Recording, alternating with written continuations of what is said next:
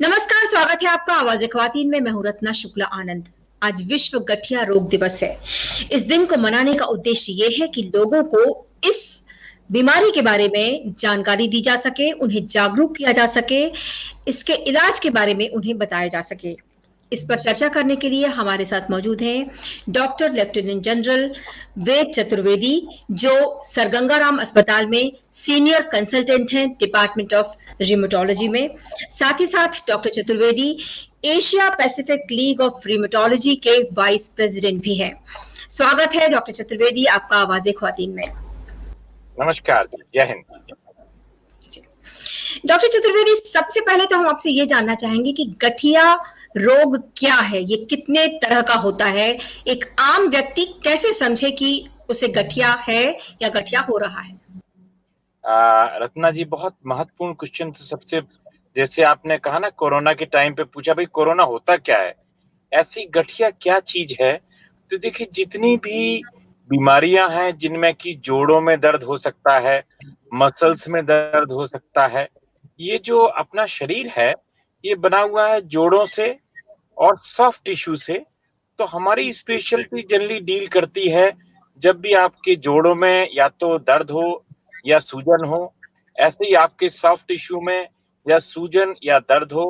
और कई और भी ऑटोइम्यून बीमारियां हैं जिनको हम बोलते हैं multi system diseases. Multi system का मतलब ये नहीं कि आपको सिर्फ हार्ट की ही बीमारी है। भाई आप कार्डियोलॉजिस्ट के पास जाते हैं, वो कहता है आपको हार्ट की बीमारी है, विद कई सिस्टम्स इन्वॉल्व हों। उसका कारण है कि जो आपका इम्यून सिस्टम है वो आपकी किसी चीज पे भी अटैक कर सकता है। हो सकता है कि आपके बालों पे अटैक करे तो आपके बाल झड़ने लगे, आपके स्किन पे अटैक करे तो आपका स्किन रेड हो जाए, आपके हार्ट पे अटैक करे तो हार्ट में। तो मल्टी सिस्टम डिजीजेस भी हमारे क्षेत्र में आती हैं। इन सब बीमारियों के लिए पहले कोई स्पेशलिस्ट नहीं हुआ करता था। बाद में पिछले 40-50 साल पहले अमेरिका में ये स्पेशलिटी बनाई गई, जिसको कि रूमेटोलॉजिस्ट बोलते हैं। और ये सब बीमारियां जो मैंने आपको बताई हैं, इनको एक उस परिप्रेक्ष्य में लाया गया जिनको रूमेटोलॉजी बोलते हैं। हाँ, कॉमन भाषा में इनको गठिया कहा जाता है या कमर का गठिया कहा जाता है। क्यों, कई जैसे बीमारियों को जब क्लासिफाई किया जाता है, जैसे एक जमाने में जब हम कहते हैं ना, पुराने जमाने में जब बुखार आता था तो लोग कहते थे भाई बुखार हो गया। उसके बाद बोला कि नहीं, बुखार नहीं, ये मलेरिया अलग है, ये टाइफाइड अलग है, ये कोरोना अलग है। तो ऐसे ही पहले एक जमाने में हम कहते थे भाई गठिया हो गया। बट गठिया के 100 प्रकार हैं और 100 यही विज्ञान ने किया कि ये अलग अलग बीमारियां हैं और इनका इलाज भी अलग अलग है और इनकी जो प्रोग्नोसिस है वो भी अलग अलग है।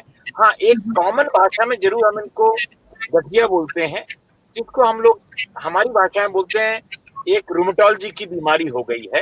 तो उसके 100 प्रकार होते हैं। उसके लिए आपको रूमेटोलॉजिस्ट के पास जाना पड़ेगा, जो आपको बताएगा कि आपको गठिया है या कमर का गठिया है या ऑस्टियोआर्थराइटिस है या कोई और मल्टी सिस्टम कनेक्टिव टिश्यू बीमारियां हैं। देखिए, कनेक्टिव टिश्यू किसको बोलते हैं? ये आपने देखा है ना, कोई जब घर बनता है तो जैसे आपका ईंटों से बनता है, तो ईंटों के बाद उसमें लगाया जाता है सीमेंट। ऐसी बॉडी सेल्स से बनी हुई है और जो सॉफ्ट टिश्यू लगा हुआ है उसको कनेक्टिव टिश्यू बोलते हैं। तो इनमें कनेक्टिव टिश्यू बीमारियां भी आती हैं। जी, तो देखिए, सबसे ज्यादा मुश्किल आती है रोगियों को ये तय करने में कि यदि उन्हें किसी तरह की जोड़ों से संबंधित समस्या है तो वो किसके पास जाएं। तो ये सबसे पहले आप बताएं कि वो उन्हें क्या करना चाहिए, वो क्रम क्या है जिस क्रम में वो डॉक्टरों के पास पहुंचे। देखिए, कभी कभी हमारे पास पेशेंट लेट इसलिए आते हैं कि शायद उनको कोई ज्ञान देने वाला नहीं होता कि इन बीमारियों लेके कहाँ जाएं। तो ट्रेडिशनली क्या होता था पहले, जैसे एक जमाने में मेरे फादर डॉक्टर थे, तो कहा जाता था भाई आंख और नाक के डॉक्टर एक ही हैं। क्यों, तो पास पास में नाक और आंख। बाद में पाया गया कि नहीं, ये तो अलग अलग सिस्टम है। ऐसे ही यदि आपको चोट लग जाए तो सबसे अच्छा डॉक्टर ऑर्थोपेडिक है। बट यदि आपको जोड़ों की बीमारियां हैं, जैसा मैंने बताया कि जोड़ों में सूजन है या दर्द है, या उसके लिए रोमेटोलॉजिस्ट। तो ये दो अलग अलग स्पेशलिटी हैं। यदि आपको चोट लग जाए, फ्रैक्चर हो जाए या आपको सर्जरी करानी हो तो सबसे अच्छा डॉक्टर रूमेटोलॉजिस्ट है।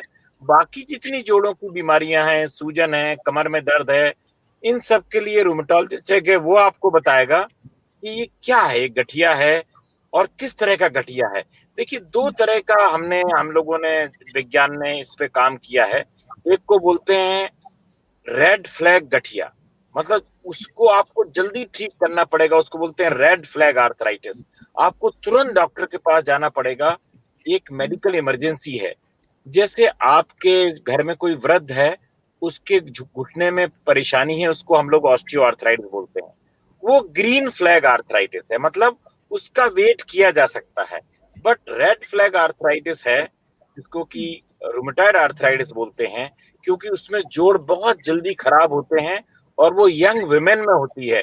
आपको विश्वास नहीं होगा, मैं एक बार सुषमा स्वराज जी को इनवाइट करने गया था जब वो हेल्थ मिनिस्टर थी, तो उन्होंने कहा भाई मेरे पास तो टाइम नहीं है। तो मैंने कहा सर जो ये बीमारी है मैडम, ये बीमारी यंग लेडीज की बीमारी है, यंग वुमेन की बीमारी है। तब उन्होंने कहा अच्छा मैं आऊंगी, मुझे नहीं मालूम। तो ये जो रेड फ्लैग आर्थराइटिस है या जो डेंजरस आर्थराइटिस है वो रूमेटॉइड आर्थराइटिस कहलाती है, और जो इतना डेंजरस नहीं है उसको ऑस्टियो आर्थराइटिस बोलते हैं।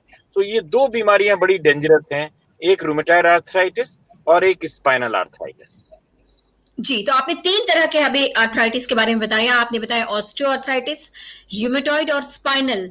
ये स्पाइनल आर्थराइटिस जो है वो पहली बार जो है शायद कई लोगों को इसका ज्ञान नहीं होगा कि स्पाइनल आर्थराइटिस भी एक तरह की ये होती है।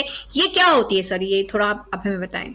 जी हाँ रत्ना जी, ऐसा है कि जैसे मैंने बताया कि 100 तरह की आर्थराइटिस होती है, तो 100 में से 3 ये कॉमन है। मतलब हम यदि हम ओपीडी में बैठे हैं, तो यदि 100 पेशेंट आते हैं तो उसमें से रूमेटॉइड आर्थराइटिस, ऑस्टियो आर्थराइटिस और स्पाइनल आर्थराइटिस, ये 3 सबसे ज्यादा कॉमन है। तो जो जो ग्रीन फ्लैग आर्थराइटिस है या जो इतनी डेंजरस नहीं है, वो बुढ़ापे की बीमारी है। जैसे कि आप कहें हमारे माननीय प्राइम मिनिस्टर थे अटल बिहारी वाजपेयी, जिनके जो पैरों में जो घुटने में प्रॉब्लम है, या हमारे कभी आपने घर में भी देखा होगा जिनके घुटने में परेशानी है, उम्र हो गई है, बाल आपके सफेद हो रहे हैं, तो जोड़ भी सफेद हो रहे हैं, तो उसको हम लोग बोलते हैं ऑस्टियोआर्थराइटिस। देखिए, आज भी ऑस्टियोआर्थराइटिस का बहुत बड़ा इलाज नहीं निकला है। कई हम लोग दवाइयां देते हैं, आपने भी सुना होगा, कोई बोलता है कि ये कर लीजिए, कई बोलता है उसको वो कर लीजिए। तो ऑस्टियोआर्थराइटिस जो बीमारी है, उसका इलाज जिस दिन निकल जाएगा उसको नोबेल प्राइज मिलेगी, देख लीजिए। जैसे सफेद बाल का कोई इलाज नहीं है, ऐसी ऑस्टियोआर्थराइटिस का इलाज। बट रूमेटॉइड आर्थराइटिस का और स्पाइनल आर्थराइटिस का इलाज है। जो डेंजरस आर्थराइटिस है उसका इलाज विज्ञान ने निकाल लिया है। दोनों में क्या अंतर है? रूमेटॉइड आर्थराइटिस जिसको गठिया बोलते हैं, और स्पाइनल आर्थराइटिस को कमर का गठिया बोलते हैं। जो रूमेटॉइड आर्थराइटिस है वो जनरली लेडीज की बीमारी है, विमेन की बीमारी है। सो 80-90% आपको लेडीज ही मिलेंगे। और जो स्पाइनल आर्थराइटिस है वो मेल्स की बीमारी है। दोनों यंग लोगों में होता है। यंग का मतलब है 20 से 35 साल की उम्र में। तो आप सोच सकते हैं वो बहुत प्रोडक्टिव उम्र होती है। उस समय आदमी अपने कैरियर बना रहा होता है, कोई शादी कर रहा होता है। और बहुत डेंजरस सिचुएशन होती है कि लेडीज जब शादी कर रहे हैं और शादी के बाद फिर उनको गठिया हो जाता है, क्योंकि जनरली ये होता है आफ्टर फर्स्ट डिलीवरी के बाद जनरली होता है। ऐसा क्यों होता है? उसके कई कारण है, वैज्ञानिक कारण। बट उसमें क्या होता है कि उस समय जो गठिया रोग जो इसमें जनरली हाथों की बीमारी है। ये जो गठिया है वो हाथों की बीमारी है, और जो कमर का गठिया है, जैसा उसका नाम ही है, ये कमर की बीमारी है। ये दोनों का मेन चीज क्या होगा? सुबह सुबह ज्यादा दर्द होगा, मतलब आपके सुबह सुबह हाथ अकड़ जाएंगे, या सुबह सुबह आपका जो स्पाइन है, जो आपका बैक है, वो अकड़ जाएगा। तो हम एक ही क्वेश्चन पूछते हैं पेशेंट से कि क्या तुम लोग जब आराम करते हो तब ज्यादा होता है क्या? तब पेशेंट बोलता हाँ डॉक्टर साहब, मैं जब आराम करता हूँ तो मेरा बहुत होता है, सुबह सुबह मेरा अकड़ जाता है, मैं थोड़ा चलता फिरता हूँ तो अच्छा हो जाता है। इन गठिया को, जो कमर का गठिया है या गठिया है, इसको हम लोग बोलते हैं रेड फ्लैग आर्थराइटिस। यदि इसका ट्रीटमेंट नहीं किया जाए तो आपके जोड़ खराब हो सकते हैं, आपका स्पाइन खराब हो सकता है। लकीली इसका आज ट्रीटमेंट अवेलेबल है। जो रूमेटॉइड आर्थराइटिस या गठिया है, उसमें एक ब्लड टेस्ट किया जाता है, हम लोग जिसको बोलते हैं रूमेटॉइड फैक्टर या NTCCP। खैर नाम से कुछ भी नहीं है। ओनली थिंग एक ही एडवाइस है कि जितनी जल्दी हो सके आप एक रूमेटोलॉजिस्ट को दिखाएं। जिस तरह, क्योंकि मैंने बोला ये कि मेडिकल इमरजेंसी है, उसकी डायग्नोसिस और ट्रीटमेंट बहुत ही जल्दी करना चाहिए। और जो कमर का गठिया है, वो क्या पेशेंट बताएगा कि साहब मैं जब आराम करता हूँ, सुबह सुबह उठता हूँ तो मेरा कमर अकड़ जाती है, वो कमर का गठिया है। उसमें एक जीन पॉजिटिव होता है, वो रूमेटाइड फैक्टर उसमें पॉजिटिव नहीं होता, उसमें एक जीन है जो मिलता है जनरली 90% लोगों में, उसको बोलते हैं HLA-B27। तो एक बहुत बड़ा एक साइंटिफिक एडवांसमेंट है कि हम लोगों ने ये कहा है कि भाई जिनको HLA पॉजिटिव हो, फिर उनको हम देखते हैं कि भाई इनको कमर का गठिया है क्या। और ऑस्टियोआर्थराइटिस वो है, वो ऐसा है कि एक जैसे बाल सफेद हो रहे हैं ऐसे जॉइंट सफेद हो रहा है। जॉइंट के अंदर एक स्प्रिंग होती है जिसको कार्टिलेज बोलते हैं, वो जी कार्टिलेज धीरे धीरे खत्म हो जाता है, तो जिसे कहते हैं, कई लोग बोलते हैं गैप हमारा खत्म हो गया है, तो धीरे धीरे ये दोनों बोन एक के ऊपर एक आ जाती है। तो जब वो ये जी लोग सीढ़ी चढ़ते हैं उतरते हैं तो उनको ज्यादा दर्द होता है, इसको ऑस्टियोआर्थराइटिस बोलते हैं। इस पे कभी काफी काम हो रहा है। जी। डॉक्टर वेद, आपने बहुत ही महत्वपूर्ण जानकारी दी। अब हम आपसे जानना चाहेंगे कि आपने जैसे कमर के गठिया के बारे में बताया, उसका टेस्ट कहाँ कहाँ होता है? ये बहुत ही, देखिए इसके बारे में सबसे ज्यादा अज्ञानता है हमारे डॉक्टरों के बीच में। मैं आपको रत्ना जी, आप फोन करके 100 पेशेंट्स, यदि 100 डॉक्टरों से भी पूछे जो एक छोटे गांव में काम कर रहे हैं, तो उनको भी नहीं मालूम कि कमर के दर्द दो तरह के होते हैं। एक तो जनरली होता है कि आपका डिस्क खसक गई, या आपको ऑस्टियोआर्थराइटिस जो घुटने में होता है वो स्पाइन में भी हो सकता है। बट जी यदि ऐसा कोई दर्द हो तो मैं इस माध्यम से ये बताना चाहता हूँ कि यदि आपके पास कोई कमर का दर्द का पेशेंट आता है, देखिए क्या वो यंग है। यदि वो यंग है और वो कहता है कि साहब मैं जब रात में सोता हूँ तो सुबह सुबह अकड़ जाता है, तो ये रेड फ्लैग कमर का गठिया है, ये साधारण बैकएक नहीं है। बैकएक तो मेरी मदर को भी होता है, बट वो तो ऑस्टियोआर्थराइटिस के कारण होता है। तो ये पता जी लगाना एक डॉक्टर के लिए जरूरी है कि ये रेड फ्लैग है क्या। तो रेड फ्लैग का मतलब है कि आपकी दिमाग की बत्ती जल जाना है। यदि आपने एक क्वेश्चन पूछ लिया सिर्फ कि क्या ये सुबह सुबह ज्यादा होता है, तो ये समझ लीजिए कि ये आप कमर का गठिया हो सकता है। यदि कमर का गठिया है तो इसके लिए आप एक रूमेटोलॉजिस्ट को दिखाइए। रूमेटोलॉजिस्ट क्या करेगा, एक आपकी एमआरआई कराएगा और एक आपका जीन का टेस्ट कराएगा, उसको बोलते हैं HLA-B27। तो इससे पता चल जाता है, कंफर्म हो जाता है कि ये है। इसके बाद दवाइयां हैं जिसको हम लोग बायोलॉजिक्स बोलते हैं। वो सबसे पहले इस कंट्री में मैंने यूज किया था, क्योंकि मैं इंडियन आर्मी में था। आज तो गंगाराम हॉस्पिटल में हूँ। तो इंडियन आर्मी 1.2 मिलियन, मतलब 12 लाख मेल से मिलके बनी है। तो 12 लाख मेल्स में मेरे पास 7,000 पेशेंट थे इस बीमारी के, कमर के गठिए के, जो किसी के पास नहीं थे। एक सिंगल सेंटर में वर्ल्ड में किसी के पास नहीं थे। जी तो इतना बड़ा एक्सपीरियंस मैंने इकट्ठा किया। और उस समय बायोलॉजिक बहुत महंगे थे, 1 लाख रुपए का एक वायल आता था, तो आर्मी फ्री इलाज करती थी। बट आज इसकी कीमत बहुत कम हो गई है बायोलॉजिक्स की, तो इसको वाइडली अवेलेबल है। इसका इलाज संभव है। यदि आप रोमेटोलॉजिस्ट के पास जाएंगे तो आपको यही सब दवाइयां देंगे वो लोग। जो गठिया है उनके लिए अलग दवाई है, कमर का गठिया है उनके लिए अलग दवाइयां हैं। जनरली कमर के गठिए में हम लोग बायोलॉजिक्स यूज करते हैं, और जो रूमेटॉइड आर्थराइटिस है उसमें कई बहुत सारी दवाइयां अवेलेबल हैं और बायोलॉजिक्स भी यूज होते हैं। और अब एक नई दवाइयां भी आई हैं जिनको हम लोग बोलते हैं स्मॉल मॉलिक्यूल्स। तो काफी रिसर्च हो रही है, जैसे कार्डियोलॉजी में रिसर्च हुई 60s में 70s में, तो इतना कार्डियोलॉजी इतनी विकसित हो गई। आज रूमेटोलॉजी में इतनी ज्यादा विकसित हो रही है रूमेटोलॉजी। जी जी। डॉक्टर वेद, आपने जो बताया बायोलॉजिक्स के बारे में बताया, तो ये क्या दवाइयां होती हैं? और आपने बताया कि पहले काफी महंगी थी, तो अब अब इनका क्या रेट है? क्या ये आम आदमी पहुंच के? तो जैसे आपने सुना होगा, प्राइम मिनिस्टर ने बोला ना, मेक इन इंडिया।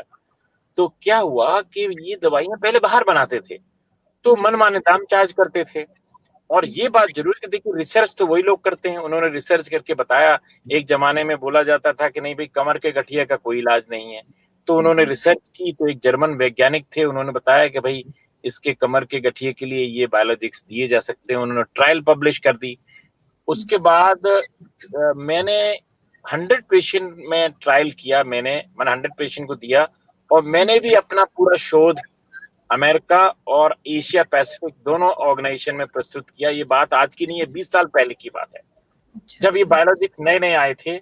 तो इस तरह हमारा नाम हुआ, लोगों ने मुझे जाना कि भाई, हाँ एक क्वेश्चन वो जरूर पूछते थे कि भाई आप इतना बायोलॉजिक्स इतना महंगा है, आपको कौन पैसे दे रहा है। मैंने कहा इंडियन आर्मी दे रही है, बिकॉज इंडियन आर्मी का जो हेल्थ सिस्टम है वो एक जवान के लिए हो चाहे जनरल साहब के लिए हो, वो एक ही है। तो वो महंगी दवाइयां हम लोग यूज करते थे। अब चूंकि इंडिया में बनने लगी है तो सस्ती हो गई है, इसलिए हम बहुत सारे लोगों को यूज कर सकते हैं। एक संदेश मेरा जरूर है कि आप एक पढ़े लिखे रूमेटोलॉजिस्ट के पास जाइए, वो आपको बताएगा कि आपको बायोलॉजिस्ट की जरूरत है कि नहीं। हो सकता है आपको जरूरत ना हो, साधारण दवाइयों से भी आप ठीक हो सकते हैं। जी जी। आपसे ये जानना चाहेंगे कि जब भी कोई व्यक्ति बीमार होता है तो सबसे पहले वो फिजिशियन के पास जाता है। हमारे फिजिशियंस पूरे भारत में वो कितने जागरूक हैं इस बात को लेकर कि वो लक्षणों को पहचाने और सही डॉक्टर के पास भेजें वो स्पेशलिटी की तरफ, ये कितना महत्वपूर्ण है? देखिए, इस पूरा मुद्दा ही जो बेसिक्स है कि आपकी यदि कार खराब हो जाए तो आप साइकिल वाले के पास तो नहीं जाएंगे। तो सबसे पहला काम हमारा सबका, डॉक्टरों का भी है, मीडिया का भी है, न्यूज़पेपर का भी है, टीवी का है, कि दोस्त को जागरूक किया जाए कि भाई दांत खराब हो जाए तो दांत के डॉक्टर के पास जाना है। यदि जी आपको जोड़ों की बीमारी हो जाए तो रूमेटोलॉजिस्ट के पास जाना है। और यदि आपको फ्रैक्चर हो जाए या आपको ऑपरेशन करना हो तो जी ऑर्थोपेडिक सर्जन के पास जाए। ये बात हमको बहुत ही मुश्किल बताना होती है कभी कभी, क्योंकि पेशेंट तो कमर्शियल कारणों से भी कई जगह जाता है, कई लोग रिफर भी नहीं करते। क्योंकि जब गवर्नमेंट हॉस्पिटल में था तो ऐसा प्रॉब्लम नहीं थी, क्योंकि गवर्नमेंट हॉस्पिटल में जो रेफरल सिस्टम है वो बहुत अच्छा है। भाई आपको यदि जोड़ों की बीमारी है तो रूमेटोलॉजिस्ट को दिखाइए। बट कमर्शियल वर्ल्ड में ऐसा हो सकता है, किसी कारण से, अज्ञानता से भी हो सकता है ये, कि क्या होगा कि वो एक छोटे से गांव में कोई डॉक्टर बैठा हुआ है तो वो सोचता है यार अब इस कमर का गठिया, मैंने सुना है लोगों को कि यार इसका कोई इलाज नहीं है। तो बड़ी दुख की बात है कि जो विज्ञान ने तरक्की की है उस तरक्की को डॉक्टरों को भी नहीं मालूम कि जी ये तरक्की 20-30 साल में है, कि आज गठिया लाइलाज नहीं है, इसका इलाज अवेलेबल है। जिस तरह डायबिटीज का इलाज है, जिस तरह हाइपरटेंशन का इलाज है, उसी तरह गठिया का इलाज भी। जी। डॉक्टर वैद, आपने सबसे पहले अल्ट्रासाउंड करना शुरू किया था, ये थोड़ा बताएं इसके बारे में कि ये कितना महत्वपूर्ण है और इससे क्या जानकारी हासिल होती है अल्ट्रासाउंड करने से? देखिए, बात 2002 की है, जब हमने अल्ट्रासाउंड मशीन खरीदा तो लोग, मेरी कम्युनिटी के लोग मेरे पर हंसते थे।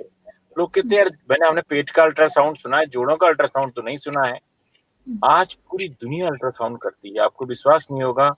ऑलमोस्ट जब यूरोप ने अल्ट्रासाउंड करना शुरू किया तब मैंने अल्ट्रासाउंड करना शुरू किया। और आज जब मैं देखता हूँ कि बहुत लोग करते हैं तो मुझे बड़ी खुशी होती है कि मैं देश का पहला आदमी था जिसने अल्ट्रासाउंड शुरू किया। इनफैक्ट क्या हुआ कि एक सोसाइटी बनाई गई, अल्ट्रासाउंड सोसाइटी। तो ये पता लगाने की कोशिश की गई कि सबसे पहला व्यक्ति कौन था। तो हमारे पास तो हिंदुस्तान में इतना अच्छा डाटा नहीं है, तो जी फिलिप्स वालों के पास ये डाटा था, तो फिलिप्स की मशीन थी मेरे पास। तो जी फिलिप्स वालों ने रेडियोलॉजिस्ट को बताया, रेडियोलॉजिस्ट की सोसाइटी थी, कि कोई कर्नल साहब थे, उस समय कर्नल था मैं, कि एक कर्नल साहब थे, उन्होंने शुरू किया था अल्ट्रासाउंड। तो जी उन्होंने जी मुझे वाइस प्रेसिडेंट बना दिया अपनी सोसाइटी का। तो मैं उस सोसाइटी का भी वाइस प्रेसिडेंट था, अल्ट्रासाउंड सोसाइटी ऑफ इंडिया, जो कि रूमेटोलॉजिस्ट की सोसाइटी नहीं है, वो रेडियोलॉजिस्ट की सोसाइटी है। अब बहुत से रेडियोलॉजिस्ट भी करते हैं। जी हाँ। जी इससे बहुत, ऐसा नहीं है कि एक सिंगल चीज से सब चीज, इन्वेस्टिगेशन से एक सिंगल चीज से डायग्नोज नहीं होती। कई ब्लड टेस्ट हैं, कई ऑटो इम्यून के टेस्ट हैं, कई अल्ट्रासाउंड हैं, कई एमआरआई हैं। बट याद रखिए, सबसे महत्वपूर्ण मशीन, रत्ना जी मालूम है कौन सी है?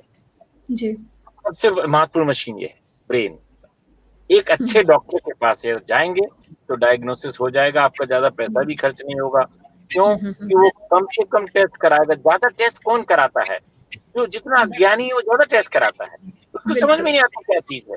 या समझ में आ जाएगा तो उसको टेस्ट कराने की जरूरत ही नहीं है। जी जी जी।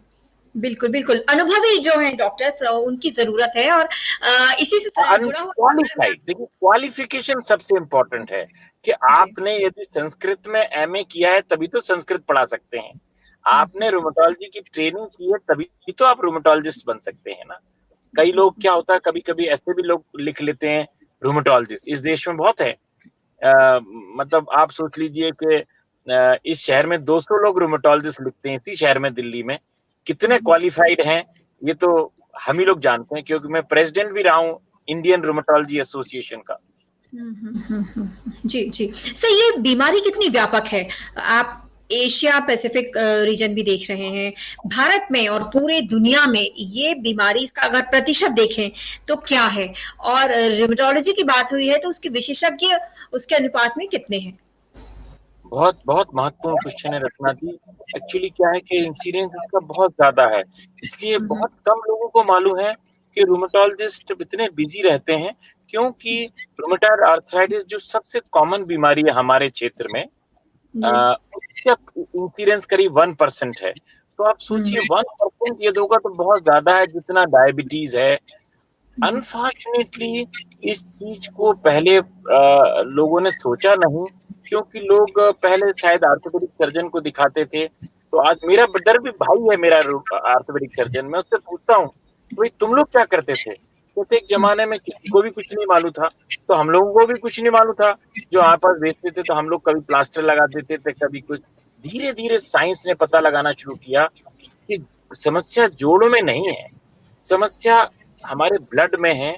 आपका जो इम्यून सिस्टम है वो स्टीयरिंग व्हील की तरह है, वो स्टीयरिंग व्हील जब ऐसा हो जाता है तो वो अपनी जगह से स्टीयरिंग व्हील थोड़ा सा खिसक जाता है, आपका जो ऑटो इम्यून सिस्टम है थोड़ा सा खिसक जाता है, तो आपको आर्थराइटिस हो जाती है। तो उसको दवाइयां बनाई गई कि इम्यून सिस्टम को करेक्ट किया जाए, और जैसे आप इम्यून सिस्टम को करेक्ट कर देते हैं आपकी आर्थराइटिस ठीक हो जाती है। मैंने आपकी जोड़ों में समस्याएं नहीं है। कितनी बड़ी उपलब्धि है जिन्होंने ये किया था। तो आपने जो क्वेश्चन पूछा कि कितना इंसिडेंस है, मैंने बताया आपको कि रूमेटॉइड आर्थराइटिस, जिसको गठिया बोलते हैं और कमर का गठिया बोलते हैं, वो काफी कॉमन है, मिस होता है, पता नहीं चलता लोगों को। क्या सबसे कॉमन बीमारी ऑस्टियोआर्थराइटिस है, सभी को बूढ़ा होना है, सभी को वृद्ध होना है, तो सभी को ऑस्टियोआर्थराइटिस होगा। तो हमारी सबसे कॉमन बीमारी ऑस्टियोआर्थराइटिस है, जिसका आज भी इलाज इतना सेटिस्फैक्टरी नहीं है। दवाइयां हम देते हैं, इंजेक्शन भी देते हैं, कई दवाइयां देते हैं जिससे कि कार्टिलेज यदि हेल्दी हो सके, बट इतना सेटिस्फैक्टरी नहीं है जितना कि गठिया और कमर का गठिया का इलाज। जी, जी।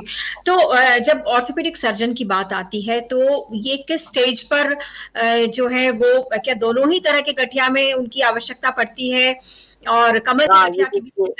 वो हमारे हमारे जो सहयोगी हैं ऑर्थोपेडिक सर्जन, वो हमारा बड़ी मदद करते हैं। काहे में? वो मदद करते हैं सर्जरी में। तो यदि जोड़ बिल्कुल खराब हो जाए, जैसे आप देखिए सबसे कॉमन सर्जरी इस कंट्री में कौन सी? ऑस्टियोआर्थराइटिस की। क्योंकि जब ऑस्टियोआर्थराइटिस का चूंकि इलाज नहीं है, तो सभी जोड़ अल्टीमेटली बिल्कुल खराब होने वाले हैं, चाहे मेरे को हो, चाहे और किसी वृद्ध आदमी को हो। तो आज मेरा जोड़ इतना खराब है, कल इतना खराब हो जाएगा। तब मैं ऑर्थोपेडिक सर्जन के पास जाता हूँ, तो यदि वो दवाइयां ठीक ना करें जिस जोड़ को, और जोड़ बिल्कुल खराब हो जाए, आपका चलना फिरना दूभर हो जाए, आपको बाथरूम तक जाने के लिए किसी को उठाना पड़े, तो फिर हमारे सर्जन लोग उसका ऑपरेशन करते हैं। और इसके माध्यम से मैं ये भी बोलना चाहता हूँ, क्योंकि आपकी आंख खराब हो जाए तो आप तुरंत आई डॉक्टर के पास जाते हैं, और वो आपको आंख का ऑपरेशन करके ठीक कर देता है। उसमें जनता को कोई प्रॉब्लम नहीं। बट जब जोड़ों की बीमारी होती है और डॉक्टर बोलता भी है कि आपके जोड़ पूर्णतः खराब हैं, अभी दवाई से ठीक नहीं होंगे, तो आप ऑपरेशन करा सकते हैं, फिर वो हेजिटेट करते हैं। तो हेजिटेशन नहीं होना चाहिए, बिकॉज जो सर्जरी है वो ऑलमोस्ट 100% सक्सेसफुल है। ये समझ लीजिए, यदि आपको ऑस्टियोआर्थराइटिस है और आपका जोड़ पूर्णतः खराब हो गया है और आपको सर्जरी की जरूरत है, सर्जरी की जरूरत है कि नहीं ये कौन डिसाइड करेगा? ये रूमेटोलॉजिस्ट और पेशेंट। सर्जरी करेगा कौन? वो ऑर्थोपेडिक सर्जन। वो सर्जरी करने वाला वो है, सर्जरी करने वाला हम नहीं है। और भी समस्याएं आती हैं जब जोड़ बिल्कुल खराब हो जाते हैं, डिसेबिलिटी हो जाती है, तो कभी कभी हम अपने जो हमारे ऑर्थोपेडिक दोस्त हैं उनकी मदद लेते हैं। जी सर, आप HCQ का भी काफी प्रयोग करते रहे हैं इलाज में, ये कितनी इफेक्टिव है? क्योंकि अभी कोविड के समय इसका काफी इस्तेमाल हुआ था, और रिमेटोलॉजी में इसका।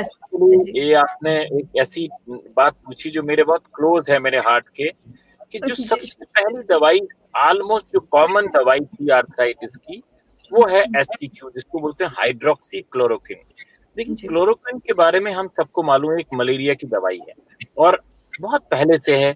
एक छाल थी पेड़ की, उससे बनाई जाती थी, वो खाते थे लोग, उससे मलेरिया ठीक हो जाता था। बाकी फिर इंग्लिश लोगों ने उसको लैब में बनाना शुरू कर दिया, उसको क्लोरोक्विन का नाम दिया गया।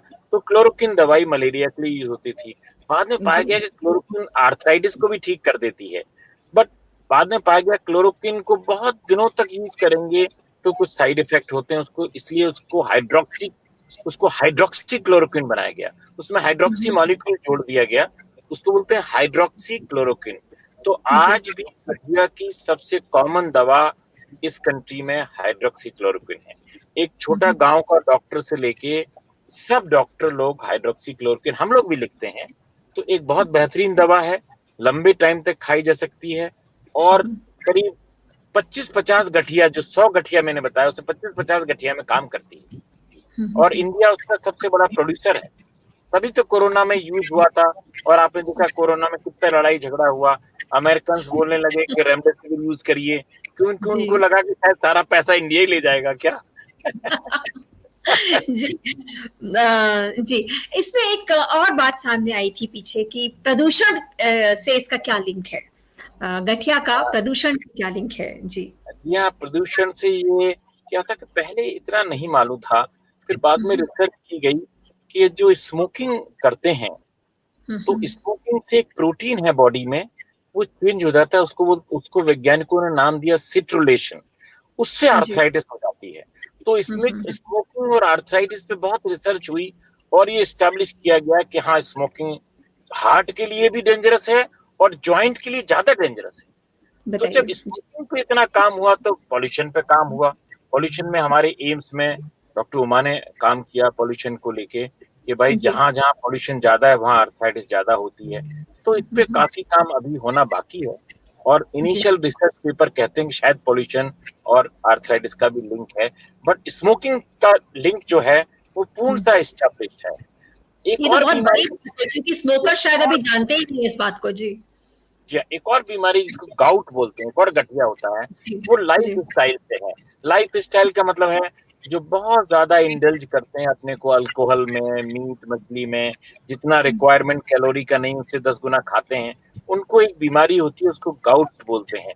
वो गाउट क्या होता है कि एकदम से इतना सीवियर दर्द होगा आपको एक जॉइंट में जनरली, उसको गाउट बोलते हैं। उसके लिए जी। हम बोलते हैं कि भाई आप ये मत खाइए, ये मत खाइए, जिससे यूरिक एसिड बढ़ जाता है। इस बीमारी में जी। यूरिक एसिड बढ़ जाता है।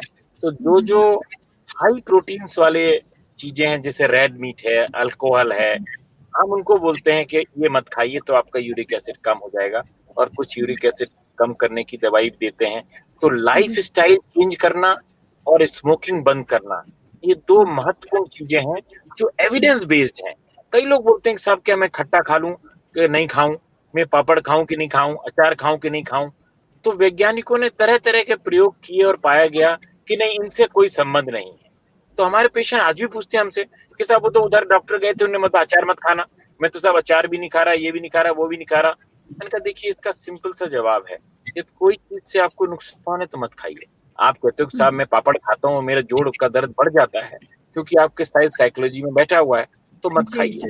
बट जहां तक विज्ञान कहता है कि जो रूमेटॉइड आर्थराइटिस है उसका इससे कोई संबंध नहीं है डाइट से।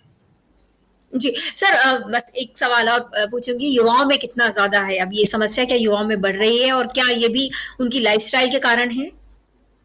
देखिए, ये बीमारी एक बार जब मैं रूमेटोलॉजिस्ट बना तो मेरे को किसी ने बोला कि अच्छा आप तो सीनियर जनरल साहब का इलाज करते होंगे। मैं तो यंग था उस समय। मैंने कहा नहीं, जी। मेरी ओपीडी में यदि 100 लोग बैठे हैं तो 90 लोग यंग हैं। तो ये यंग लोगों की ही बीमारी है। जो गठिया और कमर का गठिया मेन होता है 20 से 30 साल की उम्र में। तो आप जी। सोचिए, ऐसी बीमारी ब्लड प्रेशर और डायबिटीज तो नहीं होता। ये जो बीमारी है रूमेटोलॉजी, आज में भी मेरे ज्यादातर पेशेंट 80 to 90% या तो यंग वुमेन है या यंग मेल्स हैं। सिर्फ ऑस्टियोआर्थराइटिस को छोड़ दीजिए तो ज्यादातर बीमारियां यंग लोगों में होती है, क्योंकि जो इम्यून डिस्टर्बेंसेस हैं वो यंग में ज्यादा होते हैं। हाँ, इसका कई चीजों से लिंक है, जैसे मैंने बताया कमर का गठिया से एक जीन है अचेले, उसका लिंक है। रूमेटॉइड फैक्टर पे भी काफी रिसर्च हो रही है कि जो जी। स्मोकर्स हैं उनमें शायद एक प्रोटीन चेंज हो जाता है उसमें, और कई चीजें। ये जरूर तय है कि ये यंग लोगों की बीमारी है, और यदि और भी कई अननोन फैक्टर्स होंगे जो धीरे धीरे साइंस को पता चलेंगे, बट ये तय है कि यंग लोगों की बीमारी है, और इसके लिए हमें एक स्वस्थ जीवन जीना चाहिए। ये तो सबको मालूम है कि स्वस्थ जीवन क्या है, इसके लिए डॉक्टर की जरूरत नहीं है। हाँ, इसकी ये जरूरत है कि मीडिया बताए कि स्वस्थ जीवन जीना चाहिए, मतलब जंक फूड ना खाएं, अल्कोहल नहीं पिएं, स्मोकिंग नहीं करें, आप एक्सरसाइज करें।